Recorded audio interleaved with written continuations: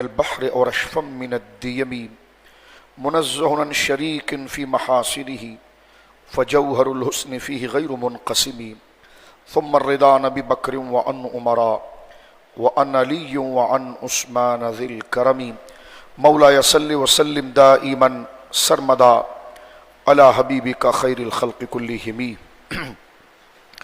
اللہ کی حمد و ثنا نبی محترم، نبی معظم، باعث تخلیق ارض و سما صلی اللہ علیہ وآلہ آلہ وصحبہ وبارک وسلم کی بارگاہ مقدسہ میں انتہائی محبت و عقیدت کے ساتھ درود و سلام پیش کرنے کے بعد تمام تعریف اللہ وحدہ لا شریک کے لیے ہے۔ ربیع الاول شریف کا کے مہینے کا یہ پہلا جمعہ ہے اور یہ مہینہ نبی کریم علیہ السلام کی آمد کا مہینہ ہے، اور مورخین کا اس بات پر اجماع ہے کہ حضور علیہ السلام کی ولادت حرمت والے مہینوں میں سے کسی مہینے میں نہیں ہوئی، نہ رجب میں، نہ ذیقعد میں، نہ ذی الحج میں، نہ محرم میں، اور نہ ہی رمضان میں، بلکہ اہل سیر اور تواریخ کا اس بات پر اجماع ہے کہ آپ کی ولادت طیبہ ربیع الاول میں پیر کے دن ہوئی ہے۔ تو یہ وہی مبارک مہینہ ہے جو اللہ رب العالمین جل وعلا نے ہمیں عطا فرمایا۔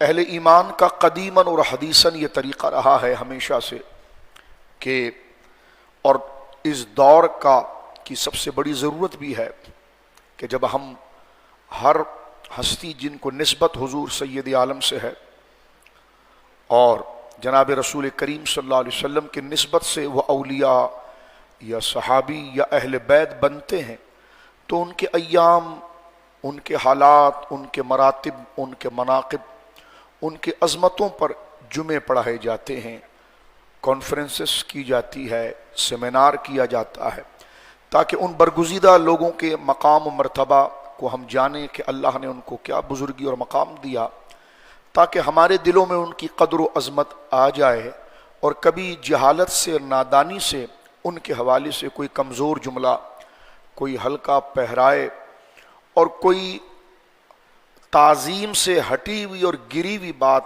ہماری زبان سے نکلنا تو دور کنار ہمارے ذہنوں میں نہ آ جائے، جو ہمارے ایمان کے لیے خطرے کا باعث ہو۔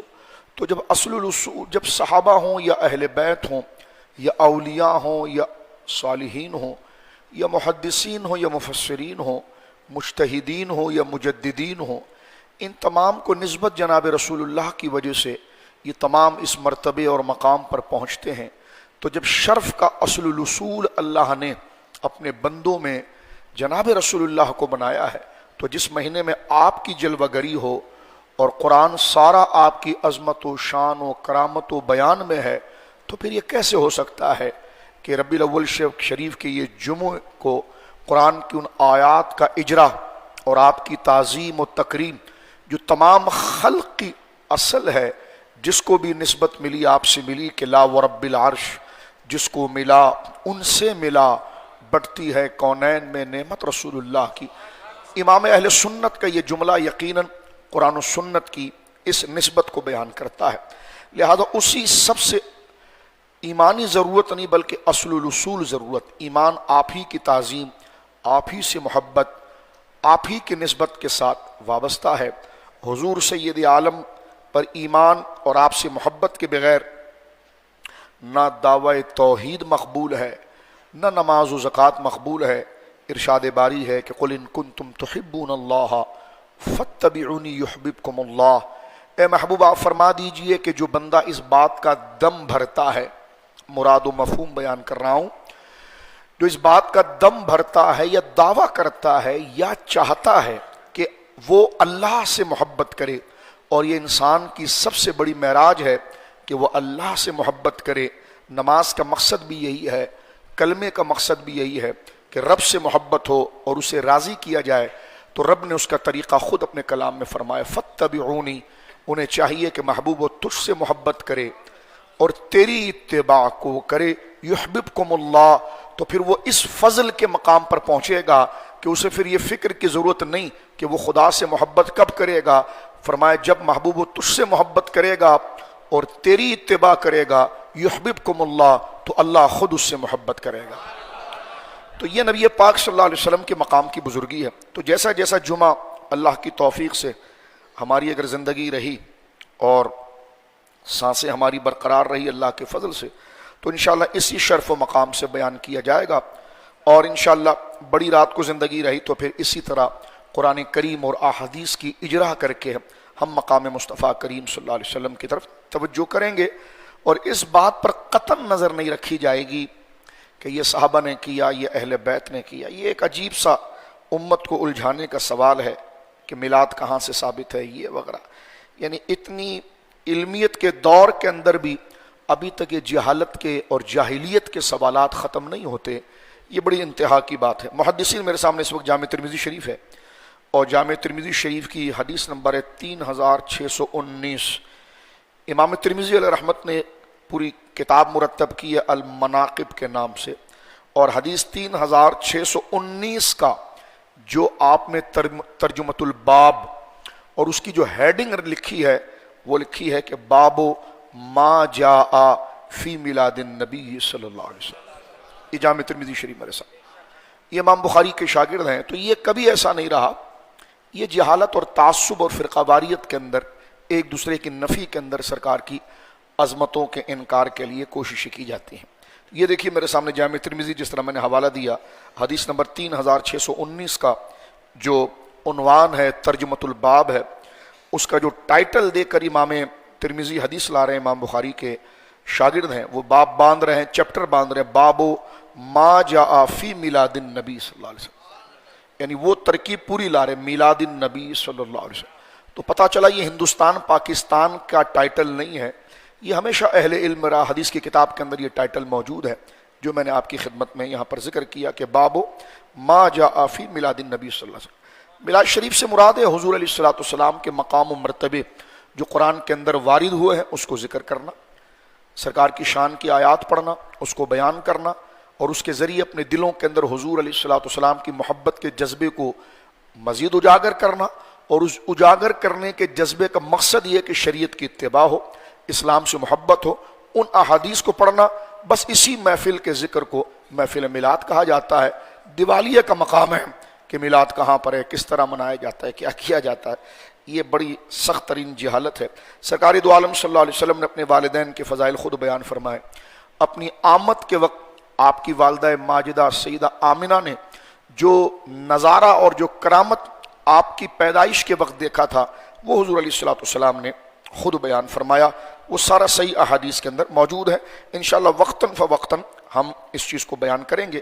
چاہیے کہ جب کوئی اشکال یا بندہ ایک زوم اپنی طرف سے کوئی سوال بنا لے اور اس کا جواب شریعت کے قانون کے مطابق مل جائے تو پھر ہٹ دھرمی نہ کرے، اس چیز کو قبول کرے۔ اور پھر سب سے بڑی بات یہ ہے کہ یہ ہے بھی حضور کے لیے، تو اس میں بات سے بات نکالنا، کھال سے بال کی کھال نکالنا، یہ انتہائی بدبختی ہے اور انتہائی محرومی ہے۔ جب ایک چیز حضور کے ذکر کی مل جاتی ہے، ثابت ہو جاتی ہے، تو وہ چیز قرار کے اعتبار سے۔ اور میلاد شریف کو ایک جملہ کہہ کر میں قرآن کی طرف آنا چاہتا ہوں۔ میلاد شریف کو منانے کے دو طریقے، ایک تو یہ جو میں نے عرض کیا، قرآن و سنت میں جو حضور کا بیان ہے اس کو بیان کرنا، اور اس کو ٹائٹل دے دیا گیا میلاد النبی۔ کہا نہیں آپ نے ٹائٹل کیوں دے دیا ہے؟ میں نے کہا دیکھیں نا، یہ تو محدثین نے بھی ٹائٹل دیا ہے، تو آپ جو سیرت النبی کا ٹائٹل دیتے ہیں تو یہ کس نے ٹائٹل دیا تھا؟ کہا نہیں نہیں، اس میں تو حضور کی شان بیان ہوتی ہے۔ تو میں نے کہا جب حضور کی شان کا ٹائٹل سیرت رکھا جا سکتا ہے، معجزات رکھا جا سکتا ہے، خاتم النبیین کانفرنس رکھا جا سکتا ہے، سید المرسلین کانفرنس رکھا جا سکتا ہے، سید البشر کانفرنس رکھا جا سکتا ہے، تو میلاد النبی رکھ دیا گیا تو اس میں کیا حرج ہے؟ اب یہ الجھنے کے سوالات ہیں، اب یہ عقل کا دیوالیہ آپ نے۔ اور میں ایک جملہ کہہ کر آگے بڑھ رہا ہوں۔ اس دور میں کچھ لوگوں نے اپنی زبانیں صحابہ پر دراز کی، اور اس کے رد میں صحابہ کا اصل مقام بتانے کے لیے بڑے بڑے علماء نے کتابیں لکھی، ان سوالوں کے جوابات بھی دیے، اور ان کی شان کو لوگوں کے دلوں میں اور یوتھ کے سینوں میں اجاگر کرنے کے لیے، ہماری ثقافت، ہمارے کلچر میں کسی کانسیپٹ کی موٹیویشن کے لیے، اس کو ترقی دینے کے لیے جو ہمارے وہاں اس کے سٹیپس ہیں یا ٹپس ہیں، جیسے جھنڈا ہے، جلوس ہے، اس کا اہتمام کیا۔ جگہ جگہ صحابہ کے نام پر ریلیاں ہوئی ہیں، اور یہ موٹیویشن ہوتی ہے تاکہ ان کا عظمت و مقام، اس کا تعلق کلچر سے۔ ہمارے کلچر میں، ہمارے رواج میں کسی چیز کو سیلیبریٹ کرنا یا کسی اچھے کاز کی موٹیویشن کے لیے اس کے طریقے کو ایجاد کرنا یہ اور ہے، عرب میں کچھ اور ہے، یورپ میں کچھ اور ہے، افریقہ میں کچھ اور ہے۔ تو یہ جو چیزیں ہیں ساری، یہ موٹیویشنل چیزیں، جذبہ دلانے والی چیزیں، تاکہ موضوع کو سمجھنے میں بندے کے اندر زیادہ وفاداری اور زیادہ محبت آ جائے، اس کا تعلق کلچر سے ہے۔ لیکن اصل وہی چیز ہے کہ جو صحابہ کی عظمت قرآن و سنت سے آ گئی۔ تو اسی طرح جب صحابہ کی عظمتوں کو دلوں میں بٹھانے کے لیے ایک سہارا ہمارے کلچر اور ثقافت سے ایک اچھی چیز کی تکریم اور رسپیکٹ کے طریقے سے لیا جا سکتا ہے، تو صحابہ کو تو عظمت حضور کی نالین سے ملی ہے، تو اگر حضور علیہ السلام کی عظمت و شان کے لیے نوجوانوں کے ذہنوں کے اندر وہی طریقہ اختیار کر کے اصل چیز اس ذریعے سے، اس طریقے سے لوگوں کے دلوں میں منتقل کر دی جائے، تو یہ کہاں سے بدعت اور شرک بن جاتا ہے؟ ہمیں بڑی حیرانگی اس حوالے سے ہوتی ہے۔ حضرت معاویہ رضی اللہ تعالیٰ عنہ کے حوالے سے کچھ لوگوں نے ہلکی باتیں کی، علماء اہل سنت نے احادیث پڑھی، سنیوں میں خود ہمارا نام لے کر کچھ تفضیلی کھڑے ہو گئے، انہوں نے ان حدیثوں پر چند راویوں پر جرح کی کہ یہ شان اگر حضرت معاویہ کے بارے میں یا کسی صحابی کے بارے میں آ رہی ہے تو اس میں یہ راوی جو ہے مجروح ہے، اس پر یہ اعتراض ہے، اس پر یہ اعتراض ہے، اس پر یہ اعتراض ہے۔ ہمارے علماء ہوں یا منکرین میلاد ہو، ان تمام نے مل کر اس سوال کو ہٹانے کی کوشش کی اور رات دن لگا کر علم کے تمام طریقوں کو بلحوظ خاطر لایا، بروئے کار لے کر آئے، تاکہ جو ہے وہ اعتراض ہٹے اور اس راوی کی ثقات کو ثابت کیا جائے، تاکہ جو صحابی کے فضائل آ رہے ہیں وہ ثابت ہو جائے۔ میں نے کہا کرنا چاہیے، ہم بھی کرتے ہیں، آپ بھی کرتے ہیں، لیکن اتنی زحمت، اتنا ذوق آپ نے عظمت صحابہ کے لیے کیا۔ رسول اللہ کے لیے جب انگوٹھا چومنے کی حدیث آتی ہے تو ڈائریکٹ اٹھا کر کنارے کر دیتے ہو کہ لا یصح، یہ صحیح نہیں ہے۔ تو میں نے کہا جناب معاویہ کے لیے جو درجنوں غیر صحیح حدیثیں ہیں اس کو ثابت کرنے کے لیے بیٹھ جاتے ہو، اور بیٹھنا چاہیے، حقیقت کے ساتھ، توازن کے ساتھ، امانت کے ساتھ کام کرنا چاہیے۔ تو میں نے کہا صحابہ کو آپ نے اتنی اہمیت دے دی، اور ویسا ہی اعتراض اگر کوئی حضور کے فضائل بیان کرنے والے راوی میں آ جائے تو سرے سے آپ کوئی محنت نہیں کرتے ہیں، وہ علم بروئے کار نہیں لاتے ہیں اور ڈائریکٹ کہتے ہیں جناب یہ حدیث قابل رد ہے، اس سے شان ظاہر نہیں ہوتی۔ تو خود اپنے گربان میں جھانکیے کہ آپ کیا کر رہے ہیں۔ تو یہ میں صرف شرم دلانے کے لیے بات کر رہا ہوں، کیا کر رہے ہیں آپ؟ ظاہر سی بات ہے اہل سنت کا نقطہ نظر یہ ہے جو امام اہل سنت نے فرمایا کہ ہم صحابہ کو مانیں یا اہل بیت کو مانیں، خود سے نہیں مانتے۔ ہم صحابہ کو اس لیے نہیں مانتے کہ وہ عرب میں رہتے تھے، ہم اہل بیت کو اس لیے نہیں مانتے کہ وہ بنو ہاشم میں، ہم حضور کی نسبت سے مانتے ہیں۔ تو جب حضور کی نسبت سے مانتے ہیں تو وہ محنت، اگر آپ جاگ رہے ہیں اور دماغ آپ کا آنکھوں کی طرح کھلا ہے تو جو میں بات کر رہا ہوں یہ بڑے قرینے کی ہے، تو پھر جتنی محنت عظمت صحابہ کو بیان کرنے میں لگائی اور لگانا چاہیے، ہم بھی لگاتے ہیں، کئی جمعے پڑھاتے ہیں اس پر۔ تو جناب چمک تجھ سے پاتے ہیں سب پانے والے، آرام سے تھوڑا مجھے گفتگو کرنے دیجیے، چمک تجھ سے پاتے ہیں سب پانے والے۔ تو جب حضور علیہ السلام کی عظمت و شان کے ذریعے یہ چمکے ہیں تو ان کی قدر دلوں میں اتنی ہو جائے، اور جو چمکا رہا ہے، جو اصل الاصول ہیں جن سے جڑ کر یہ ان کے لیے ساری حدیثیں ضعیف ہو جائیں، سارے کمالات رہ جائیں، اور یہاں ریلیاں بھی جائز ہو جائیں۔ جائز ہے، ان کی شان بیان کرنا بھی جائز ہے۔ جائز اس لیے نہیں ہے کہ کتابوں میں آیا، جائز اس لیے کہ وہ حضور کے غلام ہیں۔ تو تھوڑی سی حیا کرنی چاہیے اس مسئلے پر کہ اتنا واویلا اور سر پر آسمان اٹھا لینا میلاد النبی کے خلاف۔ توجہ، یہ تو ایسے ہی ہے جیسے صحابہ کی عظمت کے خلاف رافضی اٹھا لیتا ہے۔ جیسے صحابہ کی عظمت کو بیان کرتے وقت رافضی گرم ہو جاتا ہے، تو ایسے آپ میلاد النبی کے لیے گرم ہو رہے ہیں، تو آپ میں اور اس میں کیا فرق ہے؟ دیکھنا چاہیے کہ پہلے رتبہ کس کا ہے، بعد میں کس کا ہے۔ بعد والوں کے ادب کے لیے ہم بالکل فریش رہیں، اور جن کی وجہ سے شانے آ جائیں وہاں ڈل ہو جائیں، وہاں ڈاؤٹ پیدا کریں، وہاں شک بیان کریں، تو ہم نے کوئی یہ مسئلہ پھر کتابوں کا، علم کا نہیں ہے، آپ کے بغض اور دماغ کا ہے، اس کا علاج کیجئے آپ، کیونکہ یہ ساری عظمتیں، کرامتیں جناب رسول اللہ صلی اللہ علیہ وسلم کے قدموں۔ یہ میں نے بات کی۔ اب اس بات کو ذکر کرنے کے بعد انشاءاللہ بڑی رات کو بھی اس پر ذکر کریں گے۔ یہاں پر دیکھیے تھوڑا سے وقت ہمارے پاس، آج کا موضوع ہمارا حضور علیہ السلام کے خصائص میں سے ہے، یعنی حضور علیہ السلام کے وہ خصائص اور خاصہ اس کو کہتے ہیں کہ جو چیز اس ذات میں پائی جائے تو دوسرے میں نہ پائی جائے. اور جناب رسول اللہ صلی اللہ علیہ وسلم کی خصوصیت یہ ہے کہ آپ جس کے بارے میں شاہ عبدالعزیز محدث دہلوی رحمہ اللہ نے جو نعت شریف کا شعر لکھا ہے اس کا ایک مصرع یہ ہے کہ بعد از خدا بزرگ تو ہی قصہ مختصر. حضور کی انفرادیت، یکتائی، خصوصیت یہ ہے جس کو بیان کرنے کے انسان کی زبان میں وہ قوت نہیں. ایک مصرے میں حضرت شاہ صاحب رحمہ اللہ نے اس کو جمع کیا کہ بعد از خدا، خدا کے بعد. اللہ رب العالمین رب ہے، خالق ہے، مالک ہے، لیکن جس کو اس نے بنایا وہ مخلوق ہے. اس ترتیب، اس تناظر، اس عقیدے میں اب بات کو سنیے.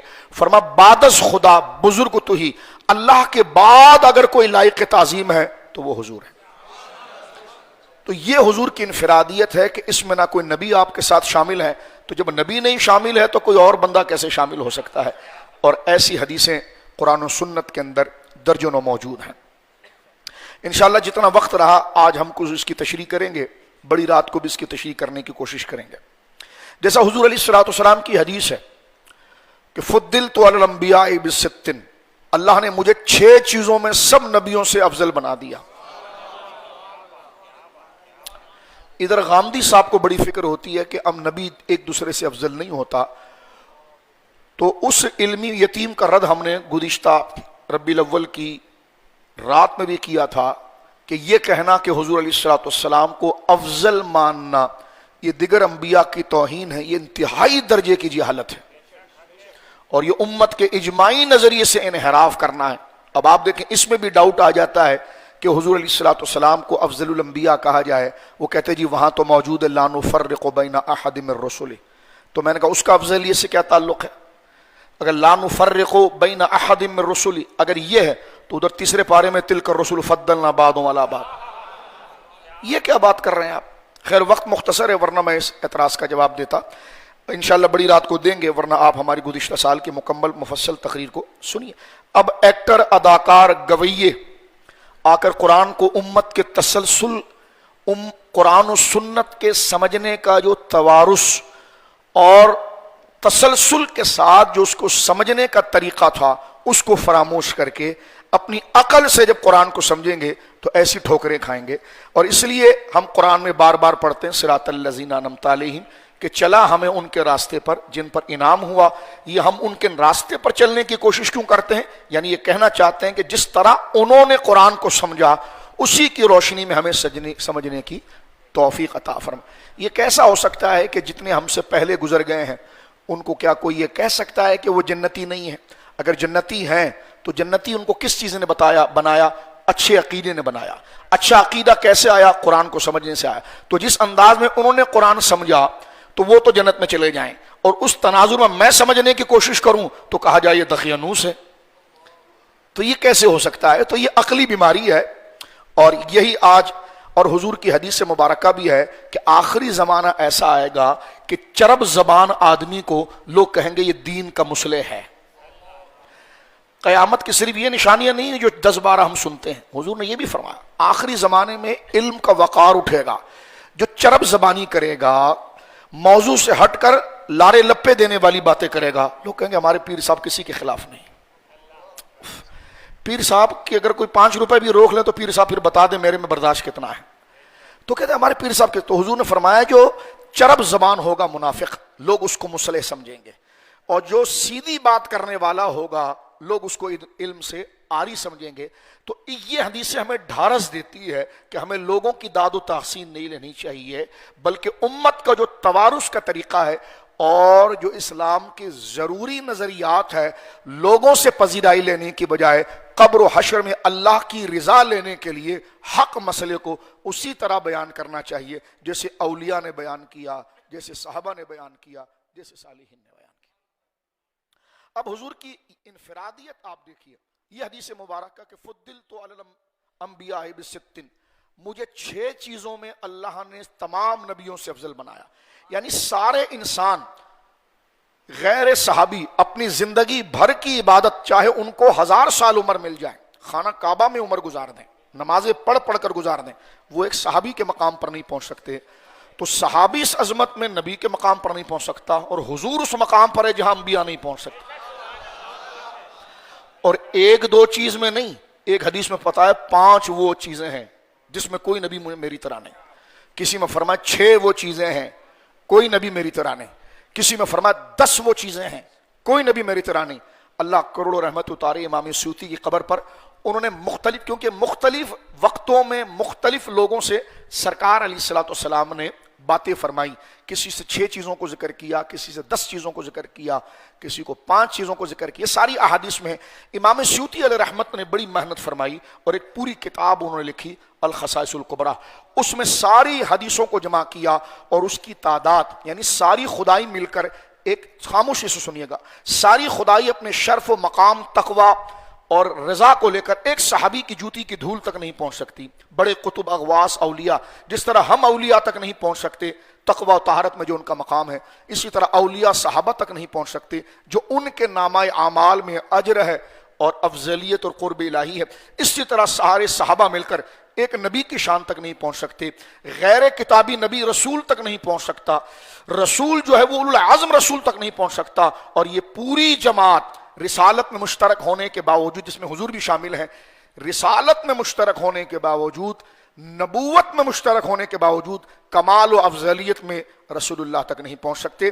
اور کسی ایک چیز میں نہیں، امام سیوطی نے وہ ساری حدیثیں جمع کی ہے، وہ درجے جس میں حضور نبیوں سے اونچے ہیں فضائل میں، وہ درجے کتنے ہیں؟ 5 ہیں، 10 ہیں، 15 ہیں۔ امام سیوطی نے ساری روایات کو اکٹھا کیا، وہ 200 مرتبے ہیں۔ تو کہتا میلاد کہاں لکھا ہوا ہے؟ یہ کوئی کرنے کی بات ہے؟ میلاد کہاں لکھا ہوا ہے؟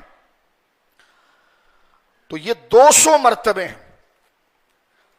اب اس میں سب سے بڑا مرتبہ یہ کہ اللہ رب العالمین جل وعلا نے اپنی طرف سے یہ عظمت بیان کی ہے کہ جو مرتبہ میں اپنے محبوب کی امت کو دوں گا وہ کسی امت کو نہیں دوں گا، اور جو مرتبہ ہم اپنے نبی کو دیں گے وہ کسی کو نہیں دیں گے، اور اس امت کا شرف بھی حضور کی نسبت سے ہے۔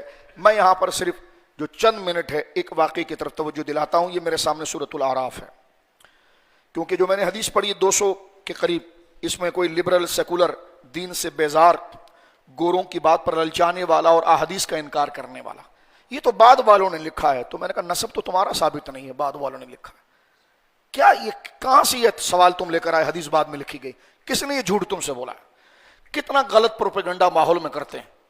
یہ حدیثیں تو حضور کے بعد لکھی گئی، 200 سال بعد، کس نے تم کو بتایا 200 سال بعد لکھی گئی؟ جھوٹ بولتے ہو، بس لوگ اس کو قبول بھی کر رہے ہوتے ہیں۔ دیکھو یہ زمانہ آ گیا، یعنی ساری امت کو جھوٹا کر دیتے ہیں، اولیاء، صالحین، محدثین، ان کو، اور وہ ایسے لوگ کہ وہ بات کرتے تھے تو ان کے منہ سے مشک کی خوشبو آتی تھی، ان کے بدن پر مکھی نہیں بیٹھتی تھی۔ وہ رسول اللہ کی حدیث اور سنت کی خدمت میں اللہ نے ان کو وہ بزرگی اور وہ مقام عطا فرمایا۔ کئی محدثین تو ایسے گزرے ہیں کہ جب وہ رات کو چلتے تھے تو ان کا ہاتھ نور بن جاتا تھا، جس سے وہ حدیث کے صفوں کو پلٹاتے تھے۔ یہ علامہ عینی علیہ رحمت نے عمدۃ القاری میں لکھا۔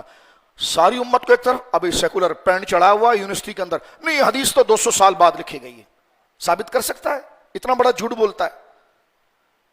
200 سال بعد حدیثیں لکھی گئی ہیں جناب، 300 سال بعد حدیثیں لکھی گئی ہیں۔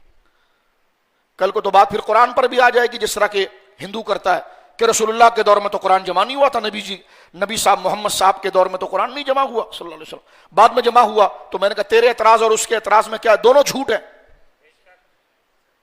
توجہ ہے آپ کی کیا کہہ رہا ہوں میں؟ کس طرح لوگوں کے اندر یہ غلط بات کو ریز کرتے ہیں۔ بھائی قرآن کی بات کیجئے، حدیث کی مت کیجئے، وہ تو 200 سال بعد لکھی گئی۔ وہ تمہیں کس نے کہا 200 سال بعد لکھی گئی؟ ایک مفروضہ جھوٹا ذہن میں بناتے ہو اور اس کو ریز کر دیتے ہو اور لوگوں کو کہتے، اب اس کو، اس جھوٹ کو ماننے والے 10 جی ایسا ہے، جی ایسا ہے۔ تو میں نے کہا سب نے جھوٹ سنا ہے، ثابت کر سکتے ہو؟ معاذ اللہ۔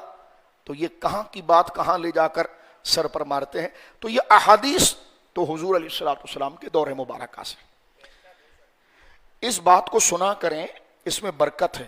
بجلی کوئی کم نہیں ہوگی، لیکن جو تھوڑا سے آپ کے پاس ہے نا، اس کا احساس اور برکت بڑھ جائے گی۔ دین کی باتوں کو ذرا ذوق سے لیا کریں، عقیدے سے لیا کریں۔ اب آپ دیکھیں یہاں پر سورۃ الاعراف ہے، یہ قرآن کریم کی 7ویں سورت ہے، جیسے سورہ فاتحہ پہلے ہے، سورہ بقرہ چاہتے تو ہمیں ڈائریکٹ تقریر کرایا کریں نا کہ کیا سننے کے لیے آنا ہے۔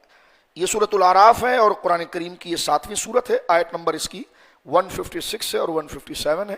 یہ ہوم ورک ہے، گھر جا کر دیکھیے۔ حضرت موسیٰ علیہ السلام نے جب اپنی قوم کو لمبی تقریر کی، ان کی تربیت کی، کئی سالوں کی، کئی سال حضرت موسیٰ پر کتنی سختیاں آئی ہیں۔ پیدائش کے وقت ہی جناب بچوں لڑکوں کو ذبح کرنے والی بات ہوئی، آپ کی والدہ نے آپ کو ایک ٹوکری میں ڈال کر دریا نیل میں چھوڑ دیا، وہاں سے آپ کہاں پلے، کہاں پہنچے، کتنی مشقتیں اللہ کے دین کے لیے آپ نے اٹھائی، فرعون کے دربار سے کس طرح نکلے، حضرت شعیب علیہ السلام کے پاس کیسا پہنچے، 8 سال وہاں کیسی مزدوری فرمائی، پھر حضرت صفورہ سے شادی ہوئی، وہاں سے اللہ کا حکم ہوا اذهب الى فرعون انه طغى، نکلو یہاں سے جاؤ فرعون کے پاس، پھر وہاں سے تنہا آئے، ہم نے آخر میں رب سے کہا کہ یا اللہ اب کوئی فیصلہ کر دے، اب میری عمر کا اتنا حساب گزر چکا، یہ فرعونیوں سے میں نے چند کو بچا کر لایا ہوں، اللہ نے فرمایا ان کو کوہ طور پر لے آؤ۔ اب یہ سورۃ الاعراف میں یہ واقعہ موجود ہے، آیت نمبر 155 میں 156 میں۔ حضرت موسیٰ علیہ السلام اپنی قوم کو لے کر گئے تو وہاں پھر بدتمیزی، ہم اللہ کو دیکھنا چاہتے ہیں، نر اللہ جہرا، ہم اللہ کو دیکھنا چاہتے ہیں۔ کہا یہ کیا بے ادبی کر رہے ہو، ایک بادل آیا آپ کے سر کے اوپر، اللہ سے اب ہم کلام ہوئے، قوم جب ضد کرنے لگی اور یہ بہت بڑی نافرمانی کرنے لگی کہ ہم اللہ کو دیکھیں گے تو مانیں گے، کہا اتنے معجزات میرے تم نے میرے دیکھ لیے اور تم میں تھا کچھ نہیں اور اللہ نے ہم کو فتح دے دی، اب اللہ کی اور کیا کرامت دیکھنا چاہتے ہو، اس کی قدرت کے مظاہر دیکھنا چاہتے ہو۔ ایک بجلی کڑکی اور وہ جتنے تھے کہ سب کے سب 12-15 پہاڑ پہ مر گئے۔ حضرت موسیٰ اللہ کے حضور سجدے میں چلے گئے، مولا ان 70 80 100 200 سے میں یہ 11-12 کو لے کر آیا تھا، مولا اگر ان کو تو نے مار دیا ہے تو واپس جائیں گے تو میری قوم تو ایسی بے اعتبار ہے، وہ کہے گی موسیٰ نے لے جا کے سب کو مروا دیا اوپر، یا اللہ فضل فرما، اللہ نے زندہ کر دیا کہ ٹھیک ہے موسیٰ لے جاؤ، ہم ان کے گناہوں کو معاف کرتے ہیں۔ لوٹتے وقت حضرت موسیٰ علیہ السلام نے آخری دعائیں جو رب سے کرتے ہیں اپنی امت کے لیے، اللہ اکبر، اس میں سے یہ دعا جو سورۃ الاعراف گھر جا کر پڑھیے گا، آیت نمبر 156 157، حضرت موسیٰ نے کتنے درد سے اللہ نے سے کہا کہ یا اللہ اب تو میں بوڑھا ہو چکا ہوں اور اتنا لمبا وقت گزر چکا ہے، یہ قوم جس طرح ہمارا حال ہے، کیونکہ حضور نے فرمایا میری امت بھی بنی اسرائیل کی طرح رہے گی۔ ایک دفعہ 2 چپل بالکل ایسے پیرلل رکھی ہوئی تھی، سرکار نے فرمایا صحابہ سے دیکھو یہ چپل دیکھو کیسی رکھی، کہا میری امت بھی ایسی رہے گی۔ آج ہمارا حال بھی یہی ہے، جس نوینتے کو دیکھتے ہیں اس دم چھلے بن جاتے ہیں، اس کے پیچھے چلنے لگ جاتے ہیں، پیچھے والے کو بھول جاتے ہیں، پہلے اس کے مرید تھی، نیا آیا اس کے ہو گئے، یہ گیا اس کے ہو گئے، تو ایک سال میں کم سے کم 10 کے تو چیلے بنتے ہیں۔ یہی عادت بنی اسرائیل کے اندر تھی، کسی کے اندر بھی آیاتنا یؤمنون، ہنسنے کا مقام نہیں، غم کا مقام ہے، یہ حضور کی عزت کا مسئلہ ہے۔ یہ سوال آپ کو لطیفے کے طور پر نہیں سنا رہے اور نہ یہ ہمیں کوئی کسی کو چھیڑنے کی عادت ہے، یہ غم کا مقام ہے، جن کی شانیں یہ ہے، تو اور میں ملا جو تو ممبر پر فضائل بتاتا ہے، تیرے میں حیثیت کیا ہے، تجھے جو نوازا گیا یہ حضور کی نسبت سے، پھر کہتا میلاد کیا ہے؟ میلاد یہی ہے کہ کچرے کو خدا نے حضور کی نسبت سے سونا بنایا ہے، یہ ہے میلاد، حضور کی نسبت کا کمال، جو بیان کیا جائے کہ جب تک بکے نہ تھے تو کوئی پوچھتا نہ تھا، تم نے خرید کر مجھے انمول کر دے۔ فرمایا فَسَأَكْتُبُهَا لِلَّذِينَ يَتَّقُونَ وَيُؤْتُونَ الزَّكَاةَ وَالَّذِينَ هُمْ بِآيَاتِنَا يُؤْمِنُونَ، موسیٰ ان قریب میں لکھ دوں گا اس دنیا کی بھلائی، آخرت کی بھلائی ان لوگوں کے لیے جو گناہوں سے بچیں گے اور زکوٰۃ ادا کریں گے، میری آیتوں میں ایمان لائیں گے۔ الذین یتبعون الرسول، اور جو میرا رسول آ رہا ہے، اور ایک آیت میں حضور کی 9 شانیں اللہ نے بیان کی ہے، فرمایا وہ جو آ رہا ہے الرسول النبی الامی الذین یجدون مکتوبا عندهم فی التوراۃ والانجیل یأمرهم بالمعروف وینہاهم عن المنکر ویحل لهم الطیبات ویحرم علیہم الخبائث وَيَدَعُ عَنْهُمْ إِسْرَهُمْ وَالْأَغْلَالَ الَّتِي كَانَتْ عَلَيْهِمْ فَالَّذِينَ آمَنُوا بِهِ وَعَزَّرُوهُ وَنَصَرُوهُ۔ یہ ایک آیت میں اللہ نے 9 شانیں بیان کی، فرمایا موسیٰ لکھ دوں گا تیری امت کے لیے ساری بھلائیاں، لیکن جب لکھوں گا جب چلیں گے اس مصطفیٰ کی غلامی میں جس کو میں یہ 9 شانیں دے کر بھیجوں گا۔ یہ مقام ہے جناب رسول۔ اور آگے سے کہہ رہے ہیں جی میلاد کیا ہوتا ہے؟ میں نے کہا میلاد یہی ہوتا ہے کہ اب میری نگاہوں میں جچتا نہیں کوئی جیسے میرے آقا ایسا نہیں۔ اللہ رب العالمین عقل عطا فرمائے۔ ہر سال الحمدللہ حضور سید عالم کی آمد پر اظہار مسرت کے لیے، محبت کے لیے، اور جو لوگ جمع ہوتے ہیں وہ جو تشریف لاتے ہیں تو ان کے اعزاز و تعظیم کے لیے کچھ شیرنی بھی تقسیم ہوتی ہے، تو ہمارے احباب اور مخلصین باہر موجود ہے، حسب استطاعت آپ جو پیش کرنا چاہیں۔ اس کی بڑی تحریک ہے، بڑا جذبہ ہے، جو شک کرنے والا ہے وہ دیکھ کر بھی نہیں مانتا، اس کو دفع کرو آپ، لیکن آگے بڑھیں اور اپنی گلیوں کو سجائیں، جھنڈے لگائیں، خوشی کا اظہار کریں، اور اس خوشی کو ذریعہ بنائیں شریعت پر چلنے کا، نمازوں کی پابندی کا، قرآن کی پابندی کا۔ لہٰذا ہمارے کچھ احباب باہر موجود ہیں، اور چاہتے تو وہ اکیلا بھی کر سکتے ہیں، لیکن میں نے ان سے کہا کہ نہیں، اکیلا آپ نے نہیں کرنا، اس میں ہر ایک کے حصے کو شامل کرنا ہے۔ تو حسب توفیق آپ سے جو ہو سکے اس وفاداری کے سفر میں اظہار محبت رسول کریم صلی اللہ علیہ وسلم کے لیے باہر آپ اپنا حصہ ملائیے۔ وہ ایسے ہیں کہ وہ خود بھی کر سکتے ہیں، انہوں نے کہا ہم خود کر دیتے ہیں سب کچھ، میں نے کہا نہیں ایسا نہیں کرو، اس لیے کہ جب سب آئیں گے، حضور کے عاشق آئیں گے، کوئی 5 روپے دے دے گا، کوئی 10 روپے دے دے گا، حصے میں شامل ہو جائے گا۔ اللہ نے آپ کو مال بہت دیا ہے، آپ سب کچھ کر سکتے ہیں، لیکن سب کو شامل کرنے کا مقصد یہ ہے کہ کچھ نہ کچھ خیرات سرکار کی وفاداری کی اور محبت کی سب کو حاضر ہو جائے۔ لہذا شیرنی کے لیے اور چراغے کے لیے ہمارے وہ مخلص دوست احباب باہر موجود ہیں، ان کے ساتھ اپنا حصہ ضرور ملائیے۔ اللہ رب العالمین جل وعلا ہماری ان جدوجہد اور کوششوں کو قبول فرمائے۔ حضور کی میلاد کا مقصد آپ کی ذات سے محبت اور ذات کی محبت کو پا کر پھر شریعت پر جم جانا، حقوق العباد کی پاسداری کرنا، معاشرہ اور رواج میں جو حضور کی شریعت کے قوانین ہیں وہ لے کر آنا۔ نہیں ہم گجراتی زبان، ہم میمنی زبان بولتے ہیں نا تو ہمارا کلچر یہ ہے، ہم سندھی زبان بولتے ہیں نا تو ہمارا کلچر یہ ہے، ہم پشتو زبان بولتے ہیں نا تو مولانا صاحب ہماری شادی بیاہ رسموں کا کلچر یہ ہے، ہم بلوچی زبان بولتے ہیں، ہم سرائکی، اور میں نے کہا چپ کر، حضور آ گئے، نظام آ گیا، اب صرف قانون حضور کا چلے گا، اب زبانیں صرف تعارف کی ہے، کلچر ملچر کسی برادری کا نہیں ہوگا، کلچر وہی ہوگا جس کو رسول اللہ نے رکھا ہے، کیونکہ ہم مصطفی ہیں۔ اب میری نگاہوں میں جچتا نہیں کوئی، جیسے میرے آقا ایسا نہیں کوئی۔ واخر